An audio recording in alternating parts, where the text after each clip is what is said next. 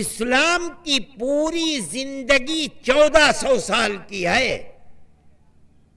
لیکن اس ملک میں اسلام کی زندگی 1300 سال کی ہے، اس لیے کہ اسلام ہندوستان میں 100 سال کے آخر میں پہنچا، خشکی کے راستے سے سندھ تک اور پانی کے راستے سے کیرلا تک آیا،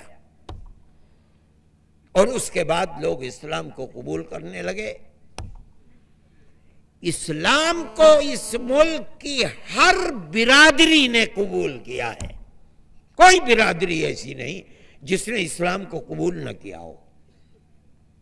گوجر مسلمان بھی ہے، ہندو بھی ہے، جاٹ مسلمان بھی ہے، ہندو بھی ہے، بنیا ہندو بھی ہے، مسلمان بھی ہے، کشمیر میں پنڈت برہمن ہندو ہے، برہمن مسلمان بھی ہے، کہیں کوئی جھگڑا نہیں تھا، ملک امن و امان کا گہوارہ تھا۔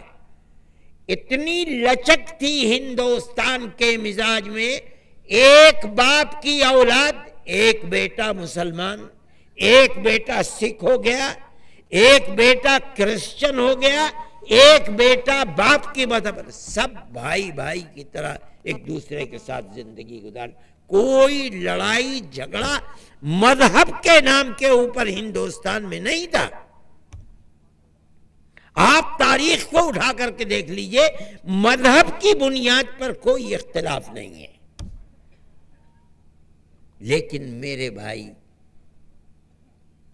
ہمارے ملک میں تقریباً 100 سال سے فرقہ پرستی کا جنون لوگوں کے اوپر سوار ہوا۔ اس فرقہ پرستی نے، جس کی بنیاد اقتدار کی کرسی تھی، ملک پر حکومت کرنا تھا، ان لوگوں نے ہماری 1300 سال کی تاریخ کو آگ لگا دی، دلوں کے اندر بٹوارا شروع کر دیا، نفرت کے بیج بونے شروع کر دیے۔ ہم یہ سمجھتے ہیں کہ اگر پیار و محبت کی ہماری پرانی تاریخ زندہ نہیں رہے گی ملک کے اندر، تو ملک برباد ہو جائے گا، آگ لگ جائے گی۔ سب بسنے والے اس اللہ کے بندے ہیں، ایک دوسرے کو قتل کرے گا، ایک دوسرے کو لوٹے گا، آگ لگائے گا، مصیبتوں کا شکار بنائے گا، اس اللہ کے طرف سے ڈھیل تو مل سکتی ہے لیکن آنکھیں بند نہیں کی جا سکتی۔ یہ دنیا کا قانون ہے۔ ہم یہ سمجھتے ہیں کہ یہ ملک اگر رہے گا تو پیار و محبت کے ساتھ رہے گا، لیکن آج کی صورتحال خراب ہے۔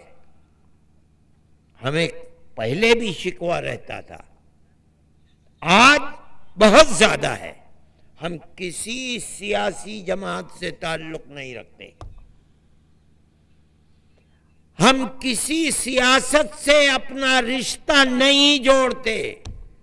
جمعیت علماء ہند خالص دھارمک جماعت ہے، ہم پارلیمنٹ اور اسمبلی کی سیاست سے کوئی لینا دینا نہیں رکھتے۔ ہماری بلا سے، اقتدار کی کرسی سے کون اٹھتا ہے اور کون آ کر بیٹھتا ہے، ہمیں اس سے کچھ لینا دینا نہیں۔ ہم سیاسی لوگ نہیں ہیں، لیکن ہم یہ سمجھتے ہیں کہ ملک کے اندر اگر سیکولرزم، بھائی چارہ اور پیار و محبت زندہ ہے تو ملک زندہ ہے۔ اس کو آگ لگے گی تو ملک کو آگ لگے گی، نہ اقلیت چین و سکون کے ساتھ رہے گی، نہ اکثریت چین و سکون کی۔ ہمیں اس سے کوئی بحث نہیں کہ اقتدار کی کرسی پر آ کے بیٹھا کون اور اقتدار کی کرسی سے اٹھ کر گیا کون، ہمیں کیا لینا دینا ہے۔ ہم تو بھئی اقتدار کو تو پارلیمنٹ بناتی ہے، ہم تو نہ کبھی الیکشن لڑے نہ کبھی الیکشن کے قریب جائیں گے۔ ہم نے تو اپنی اولاد کو بھی سیاست سے الگ رکھا ہے۔ ہمارا کوئی رشتہ اور تعلق نہیں. ہم تو خدمت کرتے ہیں، ہندو کی بھی کرتے ہیں، مسلمان کی بھی کرتے ہیں. گلزار صاحب بھول گئے، انہیں بتانا چاہیے تھا کہ کلکتے کے کیس میں جہاں پھانسی کی سزا تھی اس میں مسلمان کے ساتھ ہندو بھی ہے جس کی پیروی جمعیت علماء ہند کر رہی ہے. آسام کے اندر، آسام میں ہم نے تقریباً 1000 مقدمے لڑے ہیں اور لڑ رہے ہیں. شناختی کارڈ کی بنیاد کے اوپر جن لوگوں کو ہاتھ پکڑ کر کے انہوں نے کہہ دیا کہ یہ بنگلہ دیشی ہے، ہم ان کے مقدمے لڑ رہے ہیں. 1000 سے زیادہ مقدمے لڑ چکے، اس کے اندر تقریباً 300 ہندو ہیں جن کے ہم مقدمے لڑ رہے ہیں. علماء کا یہ کوئی کردار نہیں. ہم مصیبت کے وقت ہر آدمی کے کام، ابھی آپ کے چنئی کے اندر طوفان آ گیا، ہم جا رہے ہیں وہاں، ہم نے ان سے کہا ہے کہ لسٹ بناؤ جمعیت علماء ہند، ایک مکان کی قیمت 1 لاکھ روپیہ. ہم نے کہا ہے ہم 100 مکان بنائیں گے، شرط یہ ہے کہ ہندو اور مسلمان دونوں کے مکانات ہیں. ہمارا یہ کردار ہے. جمعیت علماء ایسی جماعت نہیں ہے کہ جس کے دل دماغ کے اندر فرقہ پرستی کی بو بھی ہو. اور ہماری ایک تاریخ ہے. ہماری جماعت 1919 میں بنی اور آج تک جمعیت علماء انہی بزرگوں کے راستے پر چل رہی ہے جو اس دنیا سے امانت ہمیں دے کر دنیا سے چلے گئے. ہمیں کوئی سیاست سے تعلق نہیں. ہم تو صرف ایک چیز کہتے ہیں، فرقہ پرستی، دلوں کو توڑنا ملک کے لیے تباہی اور بربادی کا خیمہ ہے. سیکولرزم کے بغیر یہ ملک جہاں 2-4 اقلیتیں نہیں، جہاں اقلیتوں کا انبار ہے. دلت کہتا ہے ہم اقلیت ہیں، جینی کہتے ہیں ہم اقلیت ہیں، مسلمان کہتا ہے ہم اقلیت ہیں، بدھسٹ کہتے ہیں ہم اقلیت ہیں، کرسچن کہتے ہیں ہم اقلیت ہیں، پہاڑی کہتے ہیں ہم اقلیت ہیں. اگر ان اقلیتوں کو جمع کر دیا جائے، اکثریت کے دعوے دار اقلیت میں بدل جائیں گے. کس طرح گاڑی چلے گی؟ کیسے ملک بچے گا؟ ہمیں گورنمنٹ سے کچھ لینا دینا نہیں ہے، لیکن ہم یہ دیکھ کر حیران ہیں کہ اس گورنمنٹ کے آنے کے بعد فرقہ پرست ذہنیت، کمیونلزم جس طرح بڑھا ہے اس طرح اس سے پہلے نہیں تھا.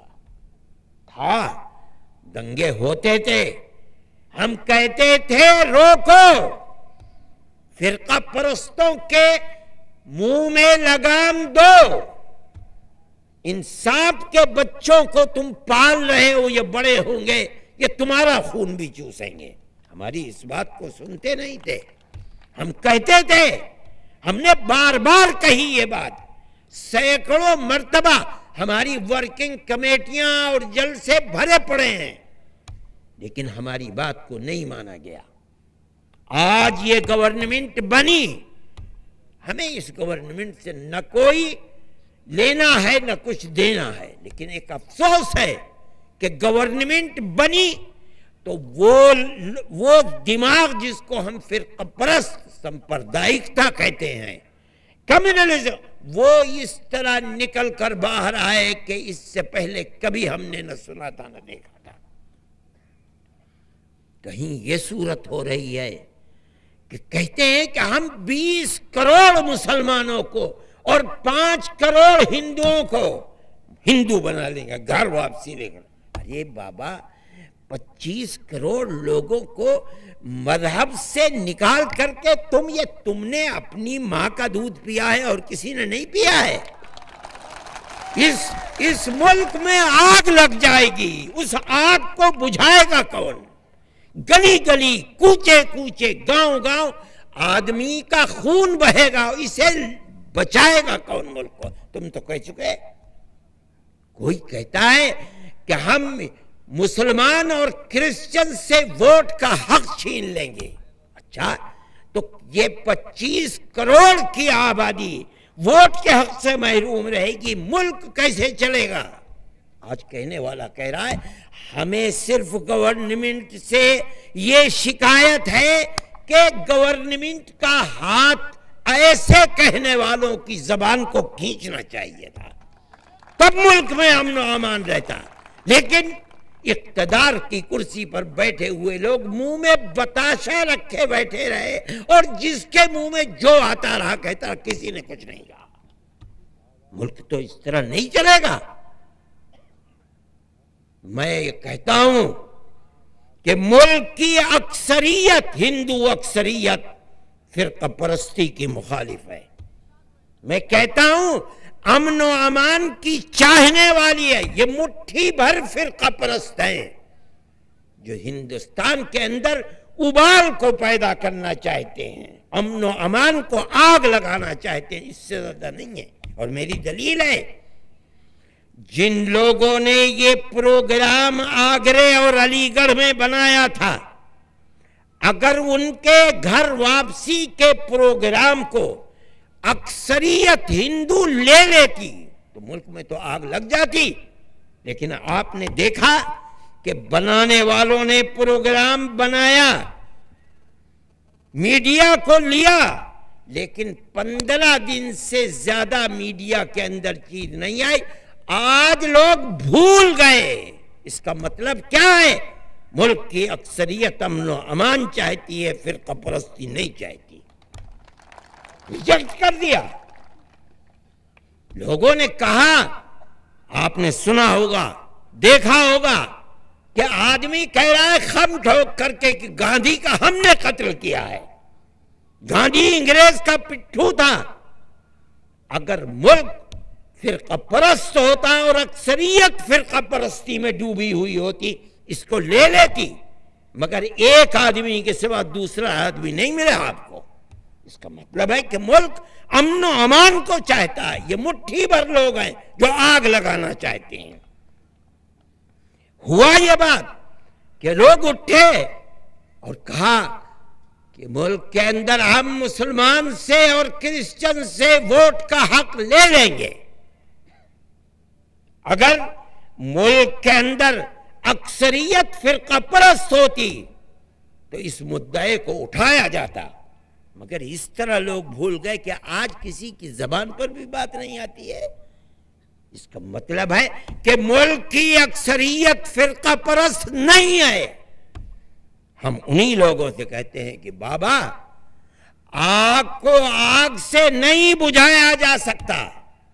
اگر دشمنی اور دلوں کو بانٹنے کی آگ برسائی جا رہی ہے تو تم پیار و محبت کی شمع کو جلاؤ اور ملک کو آباد رکھو، ملک کو برباد نہ ہونے دو.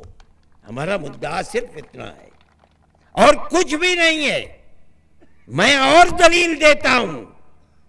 ایک اخلاق کا قتل نوئیڈا کے اندر ہو گیا اور بالکل بلا وجہ ہو گیا.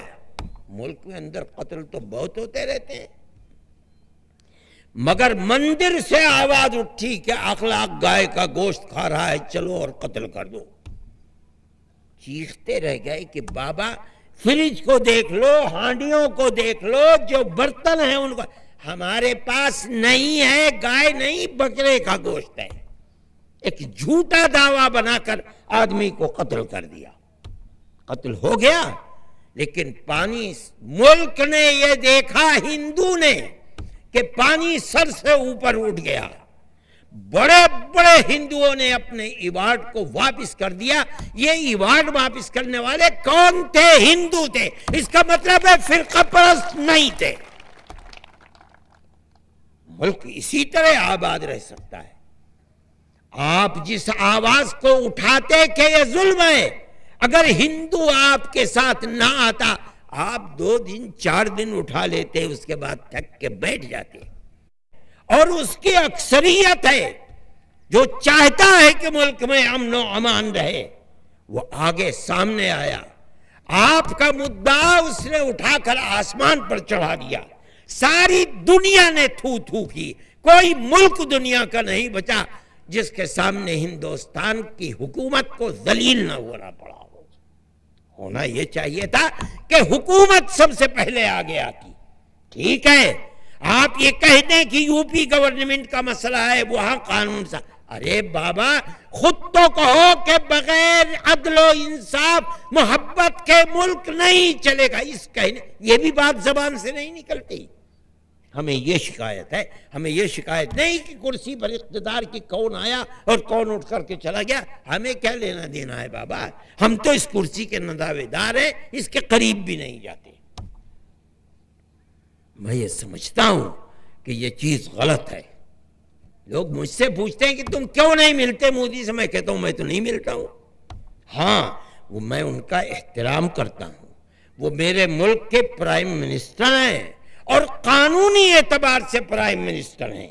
ملک کے لوگوں نے ان کو ووٹ دیا ہے اور وہ ووٹ لے کر کے وزیر اعظم بنے ہیں, ان کی پارٹی اقتدار میں آئی ہے. لیکن میں نہیں جاتا ہوں, باوجود ہے کہ میں ان کا احترام کرتا ہوں. میرے ملک کے پرائم منسٹر ہیں, میں اس ملک کا رہنے والا ہوں. کیوں نہیں جاتا ہوں؟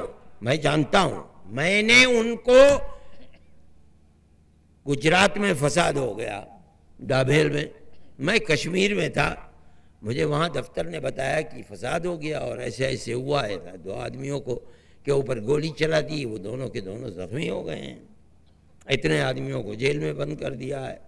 میں کشمیر سے آیا دلی اور ہوائی اڈے ہی سے پکڑ کر کے میں سورت چلا گیا اور وہاں سے ڈابھیل چلا گیا.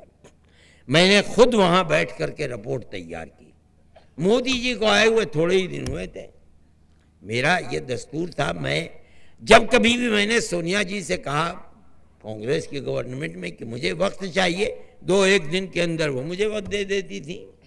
کبھی پرائم منسٹر سے 2-1 دن کے اندر انہوں نے وقت دے دیا, میں چلا جاتا تھا. اور اگر میں نے کوئی تحریر ان کے آفس میں کھڑکی پر بھیجوا دی تو فوراً مجھے اس کا جواب ملتا تھا. میں نے وہ تحریر ان کے پاس بھیجوائی اور اسی طرح رپورٹ تیار, مجھے کوئی جواب نہیں ملا. انہوں نے جواب دینا بھی گوارا نہیں کیا. ہوا اتفاق سے یہ کہ انہی دنوں کے اندر چرچوں پر آگ لگ رہی تھی دلی کے اندر, تو عیسائیوں کے بشپس اور فادرز مل کر کے بڑا عزت والے لوگ تقریباً 40-45 لوگ اپنا ایک جماعت لے کر کے وقت لے کر کے پرائم منسٹر سے ملے. پرائم منسٹر نے ان کی بات سنی. وہ میرے پاس جوز صاحب آئے, آ کر کے کہنے لگے بھائی کمال ہو گیا. ہم گئے لے کر کے, انہوں نے ہماری بات سن کر کہا کہ میں تمہارے ساتھ نہیں چل سکتا, تمہارا جو جی چاہے کرو, میرا جو جی چاہے گا کروں گا. مجھ سے اخبار والے پوچھتے, میں نے کہا بھائی میں تو اس بے غیرتی کے لیے نہیں جاتا ہوں. میں یہ کہتا ہوں کہ ملک کی حکومت اگر پریشان حال کسی کمیونٹی کے اوپر دھیان نہیں دے گی, سنے گی نہیں, نرم بات نہیں کرے گی, ان سے وعدہ نہیں کرے, چاہے وعدے کو پورا نہ کرے مگر انہیں تو اطمینان کر کے بابا بھیجو. یہ کیا طریقہ ہے کہ جاؤ جہاں چاہے جو جی چاہے کرو, میں اپنے راستے پر ہوں, تم اپنے راستے کے اوپر ہو. اس طرح تو آپ ملک میں امن و امان اور پیار و محبت کو نہیں پیدا کر سکتے. اور ضرورت اس کی ہے کہ پیار و محبت کو پیدا کیجئے. اگر پیدا نہیں کریں گے تو پیار و محبت پیدا نہیں ہوگی اور ملک چین و سکون کے ساتھ نہیں رہے گا. وہی نوبت ہوگی کہ آج لوگ کہہ رہے ہیں کہ ہمارے بچے جاتے ہیں تو ہمیں وحشت ہوتی ہے کہ خدا جانے کیا حال ہوگا. یہ عدم رواداری ہے. کیوں ہے؟ اگر آپ کرسی پر اقتدار کی بیٹھ کر آواز لگاتے پرائم منسٹر اور ہوم منسٹر ہم نہیں ہونے دیں گے, ملک کے امن و امان کو ٹوٹنے نہیں دیں گے, کیا مجال تھی کسی کی کہ توڑ دیتا؟ آپ خاموش رہے, اس لیے فرقہ پرستی عام ہو گئی. تو نہیں ہوگی میرے بھائی. میں کہتا ہوں کہ مسلمان دہشت گرد نہیں ہیں. ہم دہشت گردی کی مذمت کرتے ہیں. یہ بتائیں گے وہ لڑکے جن کو لوور کورٹ کے اندر پھانسیاں ہوتی ہیں، وہ ہائی کورٹ میں جا کر کے نکل جاتے ہیں، ہائی کورٹ میں جنہیں سزا دیتا ہے وہ سپریم کورٹ میں جا کر کے باعزت بری ہوتے ہیں، اور کتنے بری ہو چکے ہیں۔ کیا مطلب ہے کہ جس پولیس نے تفتیش کی ہے وہ فرقہ پرست ذہنیت کے لوگ تھے، اپنے عیب کو چھپانے کے لیے کہ ان لوگوں تک ہمارے ہاتھ نہیں پہنچ سکتے جو بے قصور تھے، ان کو پکڑ کر کے جیل میں بند کر دیا اور لاٹھی اور ڈنڈے سے پیٹ کر کے ان سے اقرار کرا لیا۔ وہ جو 11 سال سلاخوں کے پیچھے جن کو پھانسی کی سزا ہو گئی تھی نکلے، ان کی کتاب ہے، اسے پڑھو، روک کے کھڑے ہو جاتے ہیں۔ ہم یہ سمجھتے ہیں کہ یہ لوگ قاتل نہیں ہیں، یہ دہشت گرد نہیں ہیں۔ دہشت گرد وہ ہیں جنہیں تم نے اپنی چادروں کے نیچے چھپا رکھا تھا، وہ دہشت گردی کرتے تھے اور معصوم لوگوں کی گردن کو پکڑ کر کے 20 سال ہو گئے جیلوں کے اندر بنتے ہیں۔ ہم یہ سمجھتے ہیں کہ یہ بات غلط ہے، مسلمان کیوں دہشت گردی کرے گا؟ اور ہم دہشت گردی کے مخالف ہیں، مگر دہشت گردی کسی صورت میں آئے ہم ہر صورت کے مخالف ہیں۔ دھرم کے ساتھ دہشت گردی نہیں ہے۔ اگر کسی جگہ بم پھوڑتا ہے